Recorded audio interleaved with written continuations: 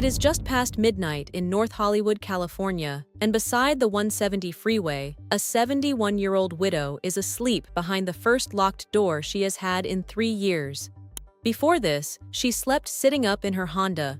Now she has heat, a smoke detector, and a bed with her name taped above it, all inside a painted cabin the size of a garden shed.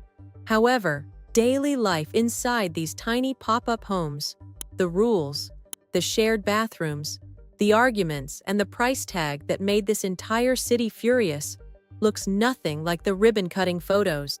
Start with the day residents say they will never forget, the day they move in.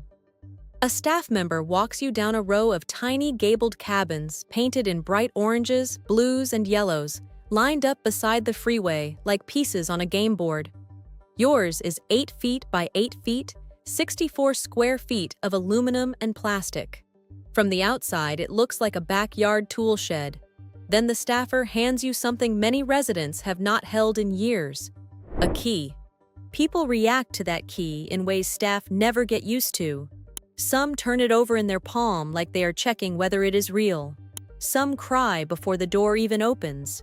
Inside, there are 2 fold-down beds, a shelf, 4 windows, a heater, an air conditioner, and outlets to charge a phone. There is no toilet, no sink, and no kitchen. The whole cabin snapped together from flat panels in about an hour, the way you would assemble furniture from a box, which is why the city calls them pop-up homes and why critics call them sheds with good publicity. So how does a person actually get one of these cabins in the first place?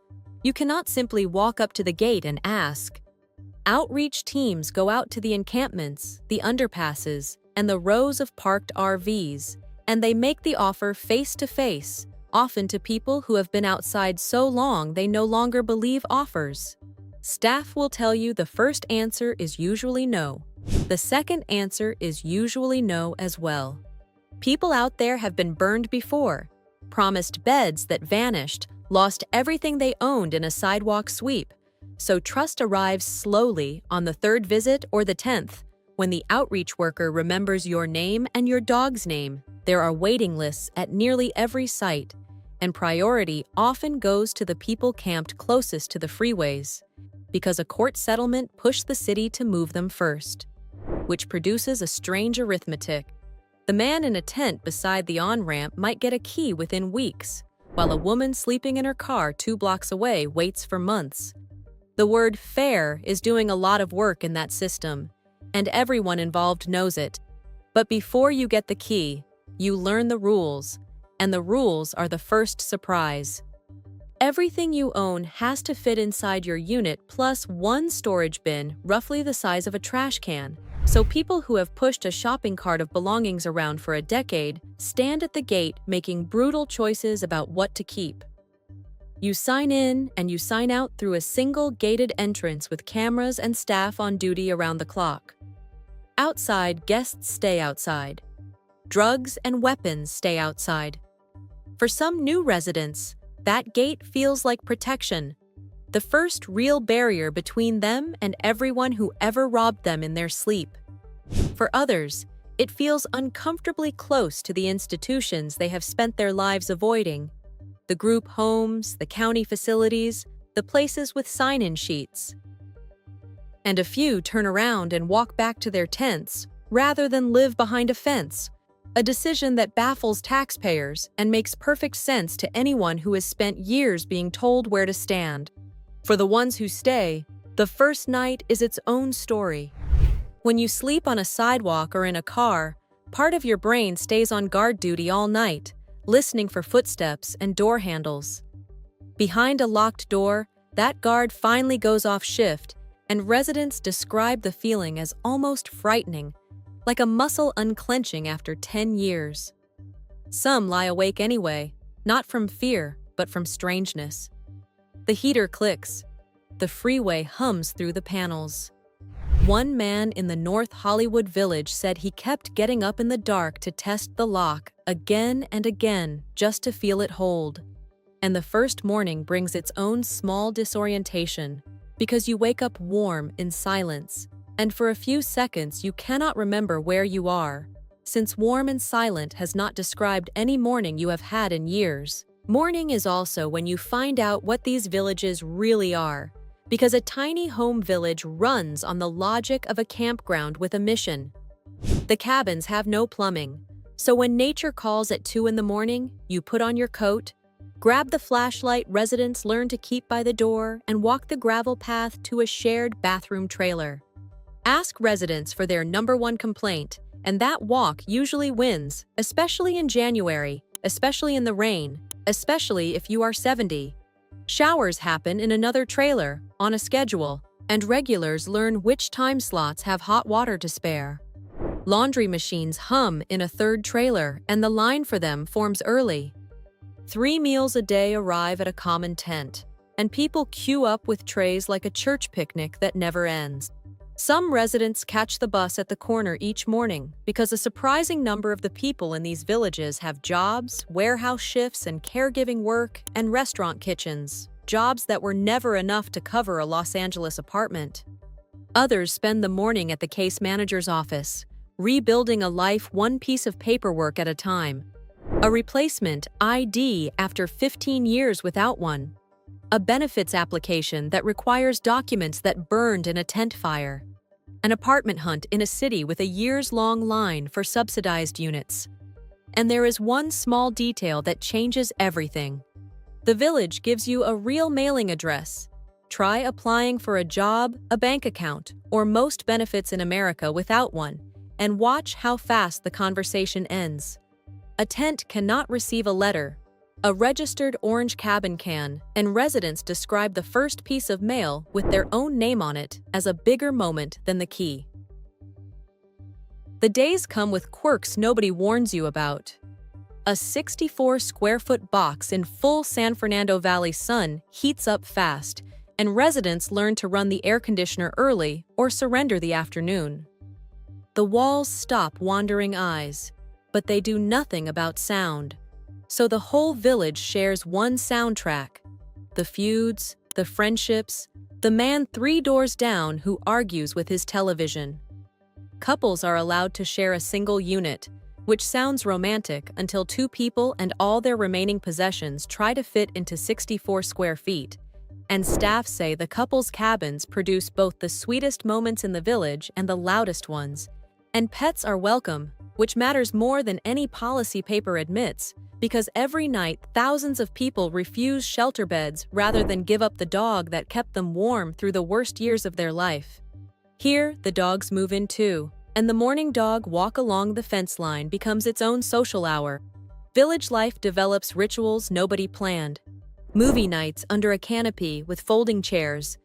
A volunteer barber who comes once a month, and residents line up early because a fresh haircut before a job interview does something no case file can measure. Barbecues when a church group arrives with coolers and folding tables. Most sites also have an unofficial mayor, a longtime resident who greets newcomers, explains the unwritten rules, and knows exactly which staff member to find when the shower trailer breaks down again. There are feuds too, over noise, over borrowed phone chargers, over whose dog started it, and staff spend nearly as much time refereeing neighbors as processing paperwork, which is another way of saying the village functions like any small town in America, just with thinner walls and lower stakes for gossip. Evenings have their own rhythm too. Dinner at the common tent around 6, then the village settles into small clusters, dominoes on a folding table, a portable radio tuned to a ball game, 2 women in camp chairs watching the sky turn orange over the freeway. Quiet hours start around 10, and nobody has to enforce them because a village full of people catching up on a decade of lost sleep enforces them on its own. The security staff walk their rounds with flashlights. The cabins go dark one by one, and the little painted boxes sit glowing faintly under the freeway lights while 8 lanes of traffic roar past people who, for the first time in years, are not listening for it. Now look at who is actually living behind those little doors. Walk the rows at breakfast and you will meet a retired warehouse worker whose knees gave out a few years before his pension started. A widow whose household income was cut nearly in half the day her husband died, and who then watched the rent climb past what remained. A veteran in his 60s who came home from war before some of his neighbors were born. Social workers have a name for this, the greywave, because Americans over 55 are now the fastest growing group falling into homelessness, and many of them spent whole lives working, paying rent, and never once seeing the inside of a police car. Their path here was not a dramatic collapse. It was arithmetic. A fixed income that stopped stretching, a rent increase letter, a medical bill, a spouse's death. For this generation, a crowded shelter full of noise and strangers can feel more dangerous than the car they are sleeping in. So a small locked cabin behind a quiet gate is often the only help they will actually accept. And staff say these older residents steady the villages they join, because they arrive with patience, standards, and a lifetime of practice at being somebody's neighbor. Before we get to the part of this story that made Los Angeles genuinely angry, I want to pause for the people watching who are closer to this than they would like to be. Some of you are one missed paycheck away. Some of you have a brother, a son, or a neighbor sleeping in a car tonight.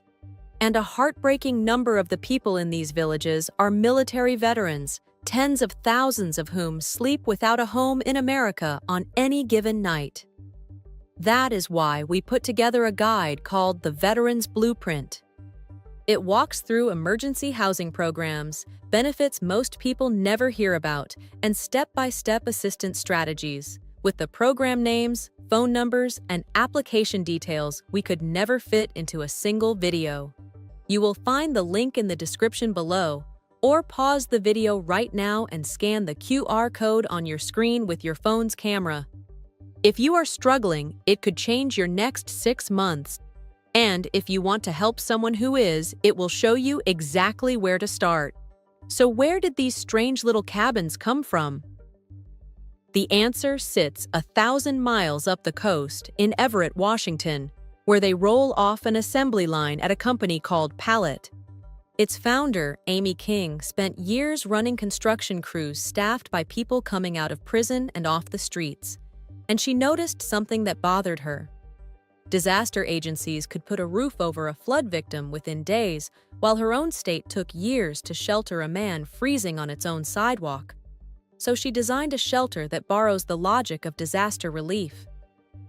The panels pack flat. A single truckload becomes an entire village, and a crew with hand tools can raise a cabin in about an hour, with no foundation, no crane, and no construction permit fight.